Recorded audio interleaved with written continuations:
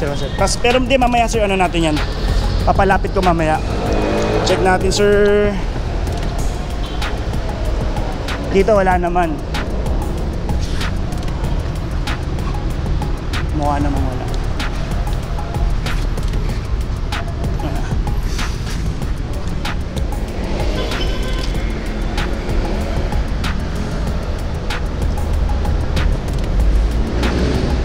Tapos yung mga ano sir, pinatanggal ko na lang yung square dito sir ha. May square kasi dyan eh, pinatanggal ko. Yes. Tapos yung mga plastic nandyan pa din. Dito sir, tinatanggal yung plastic dito. May plastic kasi yan eh. Pero tinatanggal yan kasi pagka nagtitint, may nababasa eh. Sir, start nyo muna sir. Buksan natin yung mga ilaw. Check natin yung mga ilaw sir. Sir, yung pag-start natin, ano lang po, preno tayo tapos push start lang sir. Sige po. Yung sa chin sir, paano natin, report natin para pabalik na lang natin.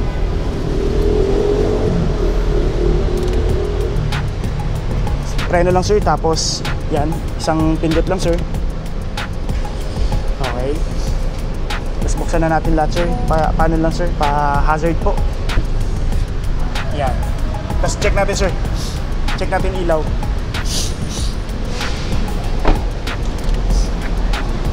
Yung ganyan sir, madali na lang yan. Wag lang yung ganito. Kasi pag yung may gas-gas sa body, mahirap talaga. Talagang uulit talaga. Pero ito kasi sir, nababaklas to eh. Isang ano yan. So yan, ilaw. High beam sir, check nyo na lang. High beam.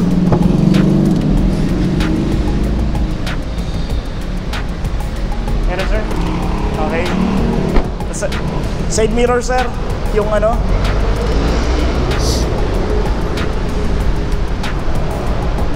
Tapakan ko sir ah.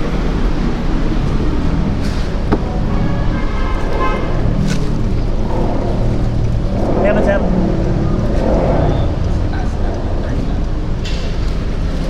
Yung dito sir, baka hindi nyo lang makita. Meron.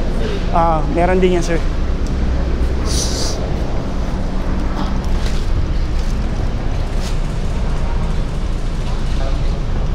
Hindi lang mapansin sir. Patayin ko sir yung headlight sir. Ayan. Meron lumalabas. Sa third brake light lang sir. Sige sir. Meron sir ito. Kita nyo ma'am, ito po. Preno nyo sir ulit. Ito to. Ito ma'am oh. Tsaka to. Ito sir, turo ko sa inyo sir. Ito kasi sir parang DRL. Yung ganito sir. Check nyo na sir. Tapos ano, reverse light sir. Meron po. Okay.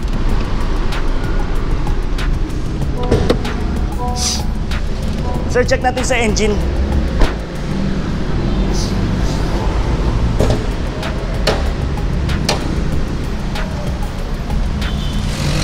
Sir, engine natin 1.5 iVTEC po na engine, tapos may 121 horsepower tayo. CVT transmission tayo sir, tapos hindi siya yung 5-speed sir ha, kasi ito may paddle shifter up to 7 position siya, parang 7-speed. Tapos yung gagalawin mo lang dito sir, ito lang sa wiper natin, tapos dito po yung sa coolant natin, tapos yung sa preno po natin. Tapos aside from that, wala tayong gagalawin na kahit ano. Tapos ang kotse natin sir may 3 years warranty or 100,000 kilometers, whichever comes first doon. Pero sa 100,000 kasi sir, medyo malabong ma-reach mo yung gano'ng kataas na milyahe. So 3 years lang talaga. Tapos 1 year lang sir yung battery. So double check mo lang kasi madalas yan sir, ito yung unang papalya eh. So minsan wala pang isang taon or mag-isang taon na, or parating na dun sa 12 months. Kahit may busina, kahit may ilaw siya, pag hirap siya i-start, baterya na yun agad. So depende na lang sa iyo kung ipapasok mo siya. May insurance, may warranty siya sir, or pwede mo namang iano na lang sir, pwede mong palitan na ng branded. Tapos natin sir, yung pag nagalaw mo yan sa labas, pinagalaw mo sa labas, mawawala yung warranty. Kasi may mga tornilyo dyan, may mga ano dyan, may mga marks dyan sir. Pag nagalaw yon, ma-void yung warranty sir. So mahalaga pagka ano sir, dito lang kayo sa Honda magpapagawa. Tapos every 6 months sir ang maintenance natin. Yung first 1 month mo or first 1,000 kilometers check up, libre po yon. Sabihan nyo po ako pag magpapa-ano po tayo, magpapa-maintenance po tayo. Then sa mga ilaw sir, yung ilaw natin kasi hindi naman yan basta-basta napupundi sir. Iba ang warranty ng ilaw sir, mga bumbilya. So yung mga like yung sa likod natin, yung mga pang-hazard lang natin na bumbilya, hindi kasama sa mga warranty yun sir. Tapos spark plug, hindi rin kasama sa warranty. Gulong sir, hindi kasama sa warranty. Kasi yan sir, depende sa road condition, yung madadaanan mo, kung mapako siya, di ba? Depende siya sa ano, hindi pa rin siya. Kumbaga, pati yung mga paint natin sir, hindi kasama sa warranty sir yung paint natin.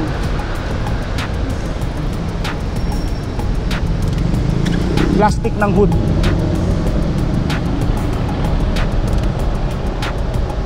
Tanggal natin sir. Kasi dati naka ano yan eh. Pag brand new yan sir, naka plastic pa po.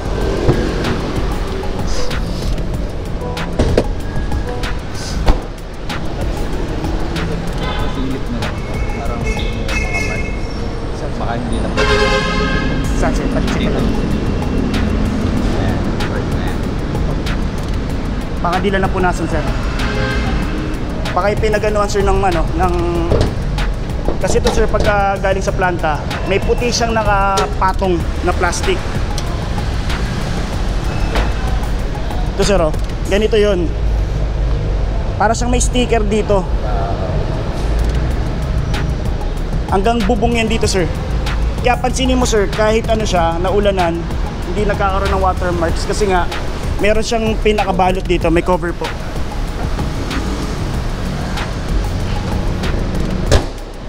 Pero ito sir, report ko yun. Bago tayo umalis, pakita ko muna. Tapos ano sir, demo ko lang muna sa yung loob. Okay lang sir, dito muna ako sa ano. Demo muna natin sir. Tapos after natin mag-demo sir, pakita ko muna yung sa chin. Tapos bago tayo umalis, para re-report muna, tapos para makapag-order ng parts.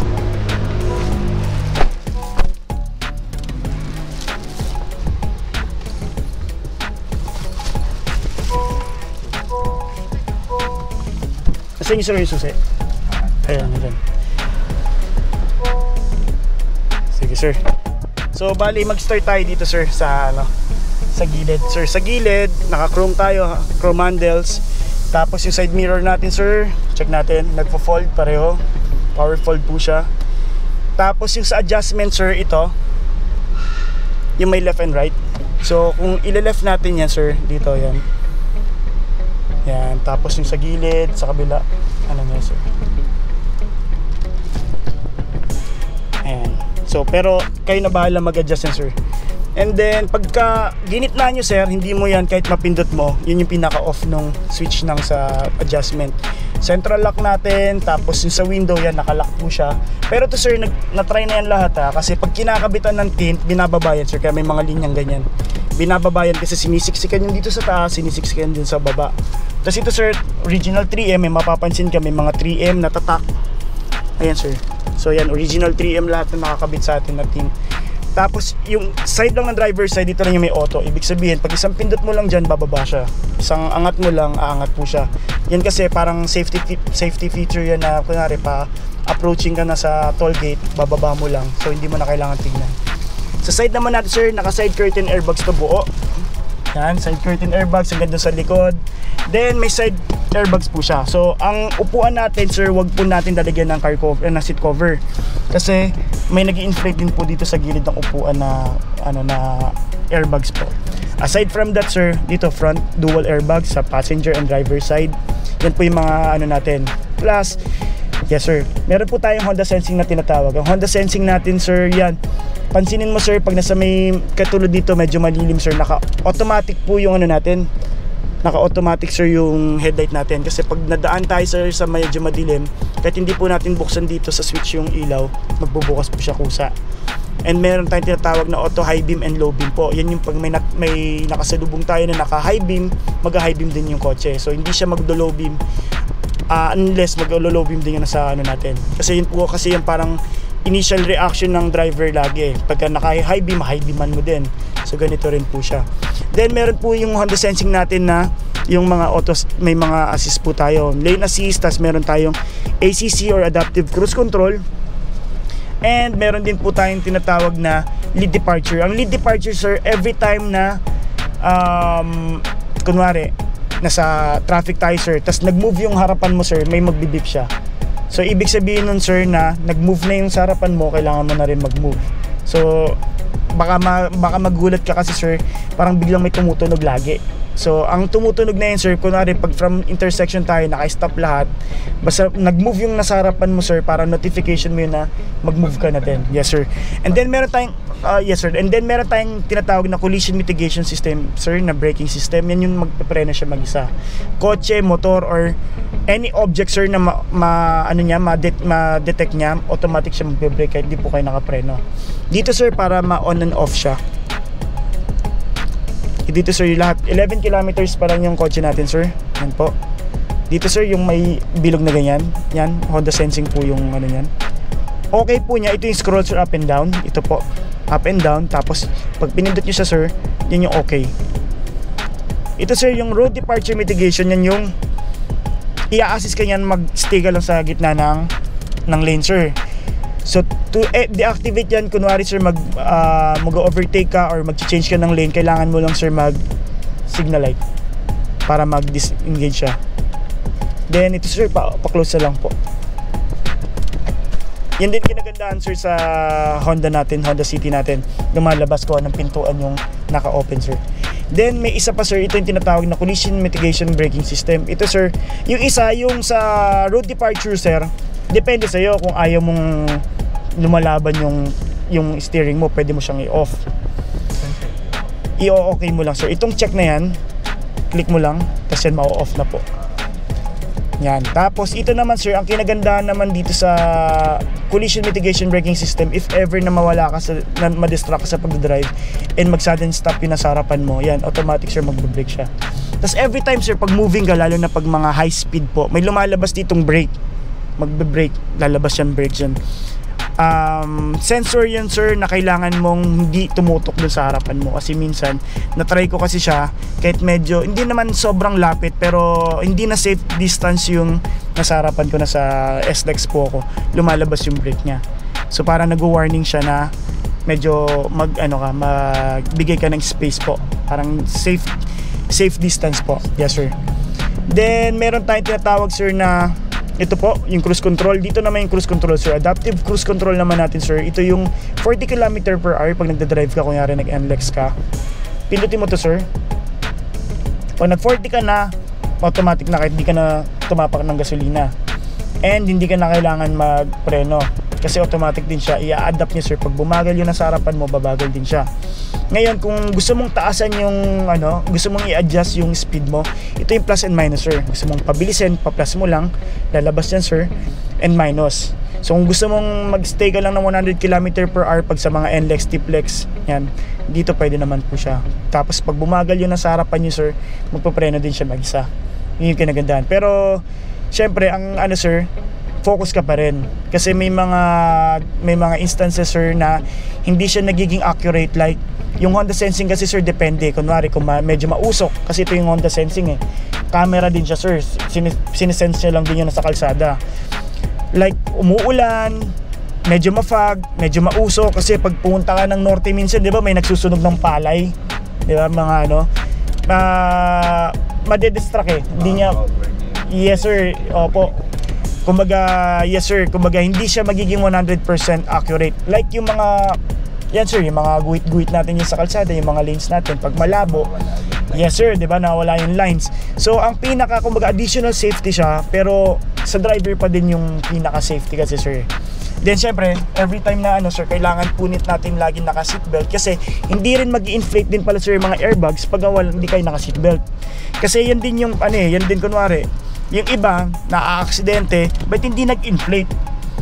Kaya minsan, sir, ito yan, may mga may mga trigger kasi siya dyan, So kailangan mong naka-seatbelt bago, kunwari dito rin sa passenger side mo, ikaw naka-seatbelt, passenger side hindi naka-seatbelt, pwedeng ito mag-inflate, dito hindi. Kasi nga parang yun yung switch niya na parang 'di ba occupied yung mismo upuan. So pati yung mga side curtain airbags ganun din, hindi siya puputok pagka hindi po tayo naka-seatbelt. Yun kasi pinaka primary sir na safety is yung seatbelt. Mawala na yung mga side curtain airbags na yan sir, wag lang yung seatbelt. Kasi yan talaga yung makakapagano sa atin. Then, aside from that, yung tinatanong po natin, kung meron po siyang GPS, wala po siyang GPS. Kasi ang GPS po, isang downside po ng GPS, once na nagkaroon po ng dati po kasi Garmin yung pinaka parang service provider ng GPS natin. Pero for example, itong head unit mo sir, hindi na siya updated. Nag-iiba na yung mga kalsada, nag-iiba na yung mga may bagong daan, hindi kasi na-update. Ngayon po, halos lahat ng mga car manufacturing ginagawa po nila, since lagi naman po tayo may mga mobile data, kinoconnect na lang po yung phone dito. Yung kumbaga yung GPS natin, like yung mga Google Maps, Waze, connect na yun dito sir. Yes sir. Tapos mas accurate kasi yun sir. Kumbaga nag-update yung time, yes sir, time to time. Gusto niyo sir, i-on natin sir. Gusto nyo po. Sa Bluetooth sir, hanapin niyo po Honda.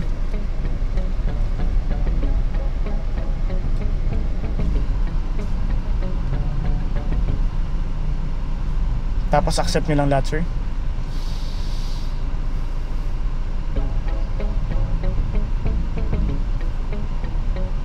Yung Honda DA sir. Yan po. Ay sir, ito pala yung Honda sorry. Baka ibang unit yan. Yan. Tapos pair nyo po. Start. And Android Auto sir ang tawag naman po. Apple CarPlay pag sa natin, sa mga Apple. And Android Auto for okay. Continue lang natin sir ha. Ayan, so yung mga Google Maps nandiyan na yan sir. So ito na yung pinaka mo sir. Ito na po yung pinaka parang yes sir, display mo ang GPS mo sir. Tapos pwede kang sir, pwede kang tawag dito, mag Spotify, pwede kang tumawag. Ito sir yung mga controls natin, Bluetooth hands-free natin. Pwede tayo mag-check ng mga and ayan, kay Google sir pag nagano ka, pwedeng ka na sir. Hindi mo na kailangan hands-free na talaga. Yes sir, nandyan na. Kasi ang kinagandahan din kasi sir, unlike kasi dati yung mga Garmin sir, pag may napunta ng Makati, di ba medyo matataas yung building dun minsan, nade-delay yung nagkakaroon ng problema yung GPS. Unlike kasi yung mga nasa cellphone natin sir, local po yung parang yes sir, yung provider natin, so maganda yung nagiging network po natin. So yan yung naging number one sir. Tsaka ang pinaka-isa talagang reason sir is minsan one way na pala, hindi updated, napapasok mo, di nagkakaroon sir ng problema. So yan sir, ayan, at least meron ka ng GPS, mag-search ka na lang dyan sir. Kung ano pag-search mo dyan sir, dito na rin, ganyan na rin po. Then ito sir, may mga menus pa dyan sir. Ayan, lahat ng pwede mong yan, mga YouTube, yan sir. Pwede lang ba siyang mag-watch ng movies kung naka-stop para pagkano siya? Yun na sir, yun ang tinan mo sir, may Netflix ka, di ba? Dito wala. Bakit ka mo? Kasi for safety po. Kasi dati sir, nagkakaroon ng ganyan sir, pinagbibigyan na may ganyang mga Netflix ganyan sir. Kasi yung ibang ginagawa naman ganito sir, ginalagyan naman nila ng kasi may jack yan sa likod eh. Nilalagyan nila ng para mga TV Plus ganyan. Tapos pwede kang mag-TV dyan, pwede kang Yun kasi sir, for safety po, kaya hindi po inallow din ni Honda na magkaroon ng mga Netflix or yung mga ibang sir. Kasi nga nadidistract yung magdadrive. Kunwari habang nagdadrive ka, maganda na yung scene nung Syempre for safety po. Kahit dati sir, once na mag-drive ka, mawawala po siya. So, tapos ito rin sir, pag nag-lock ka, yan, lock ka sir, di ba? Drive tayo ngayon, lock. Sir, make a habit sir na mag-neutral drive, handbrake ka lang. Huwag mong laging ipo-park. Kasi pag nag-park ka sir, ganito. Kunwari, nasa kalsada tayo sir, nag-park ka. Pag nag-park ka sir, pansinin mo, nag-unlock na lahat ng pintuan. Yung likod mo mag-unlock. So, for safety po, kung talagang magpa-park ka na, kunwari, nasa parking area ka na, doon ka lang mag-park. Kung medyo tatambay ka sir, lock mo na lang ulit manually. Pero meron po itong tinatawag na na speed speed sensor sir. 15 km per hour po, mag-auto door lock na po siya. And then dito sir, may max cool tayo. Max cool para saan? Kasi naka-leather po siya, medyo mainit, para mabilis lumamig sir yung yung cabin natin. Auto sir, yan po yung auto climate natin. Ayun sir, mag-isa siya nag-adjust.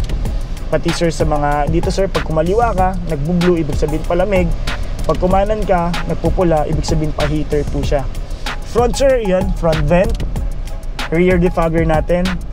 Wag po natin laging naka-on yan. Kung medyo may fog lang yung likod natin, tsaka lang po natin i-on. Bakit po kamo? Pwede mabasag yung salamin sir pag during daytime sir. Pag medyo mainit yung araw sir, mainit din yung linya kasi na yun nasa likod sir. Yan yung umiinit. So nagkakaroon sir ng nagkakabasag po. So lagi po igagamitin lang po natin siya once na kailangan na po. Kung medyo malamig yung panahon, nagpa-fog yung likod, yan lang po. Kung medyo may humidity, yan po. Ito sir yung mga position po ng vent natin. Gusto po natin magkasama sa paa lang, or paa and dito sa front. Yan, dito sir. Yan. Yan, yan sir. Yan sir kasi pag nagpa-fog na. Pero most of the time dito naman tayo lagi. Tapos ito sir, air circulator natin, yan yung maaamoy mo yung labas pag in-off mo. Ang downside lang naman yan sir, disadvantage po. Every time na i-off mo yan, pati yung alikabok sa labas, ang filter po natin dito, yung cabin filter natin, once na maging barado po kasi siya, hihina yung pinaka-vent po natin. So make sure na lagi po siyang naka-on. And hindi po kasi healthy din yung pollution natin dito eh. Hindi po siguro pag nandun po tayo sa norte, medyo pwede po yun. AC po, yan po yung on-off. Saan po siya ginagamit? For example, nasa Baguio ka, di mo na kailangan ng aircon, fan ka lang, ganyan din po. On-off ng lahat po, yan na siya. On-off, yan po. And then dito sir, meron po tayong USB. Since wala siyang CD, pwede kang mag-save ng playlist mo sa USB. Saksak mo dito sir, pwede kang mag-play dyan. Then power outlet natin sir, pag nagpakabit ka ng dashcam, dito lang sir kinukuha. Yan po. And then yan sir, yung mga ilaw, check natin. Mga dome light, okay naman po. Tapos itong kinagandahan sa sa RS po, black lahat ng ceiling. Dito sir, yung mga natin, salamin po. Yan, may salamin din po. So bawal po sa harapan yung bata kasi bakit po?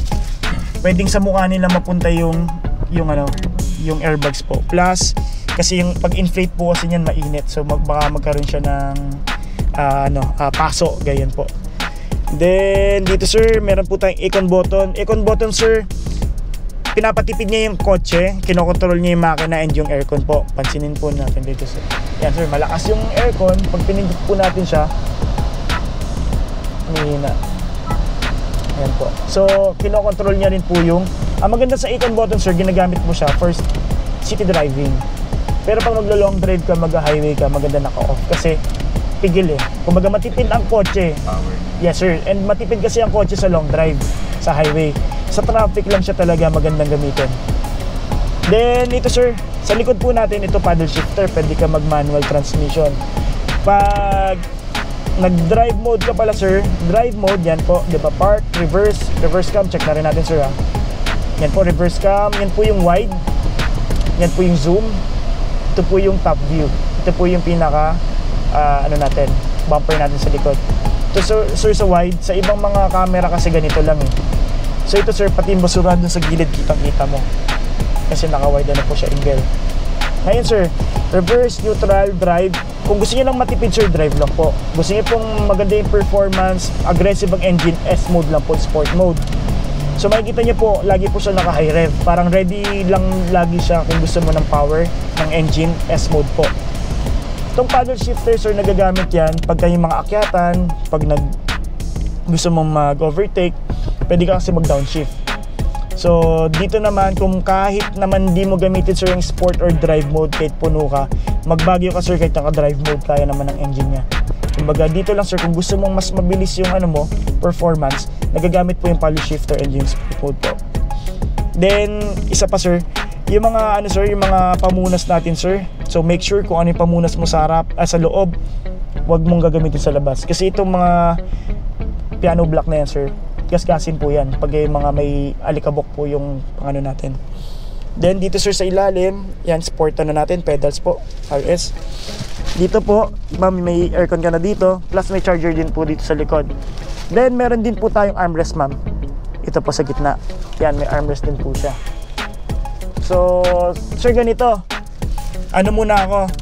Pakita ko muna yung sa harap natin para gawan po natin ng paraan. Kung hindi man ngayon, sir, papabalikin ka na lang siguro. Pwedeng sa first 1,000 natin, sir. Anin po muna natin. Ayan.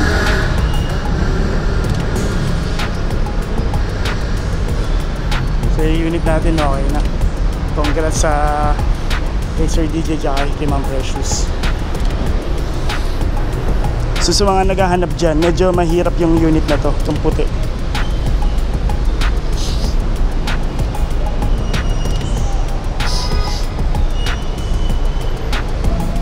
Sinadjust lang muna.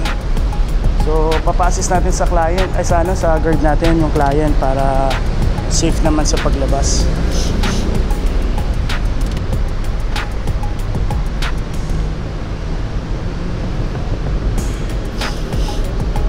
May nakita lang minor na gasgas si sir dun sa may nguso. Pinapalitan natin, sakto may parts tayo. Ay sir! Yung ano sir ha? Hatak mo sir, paakyat. Angat niyo muna. Yan, tapos baba. Yan. Sir, yung bintana, wag niyo muna ibaba, sir. Baka maano. Basa pa, sir. Sige, sir. Thank you, sir. Pasado yata mataas yung pag handbrake.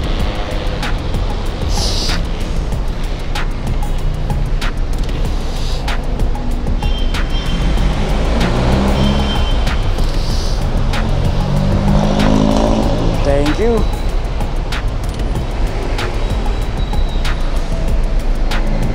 Yan. Thank you, sir. Yun. Sakto na.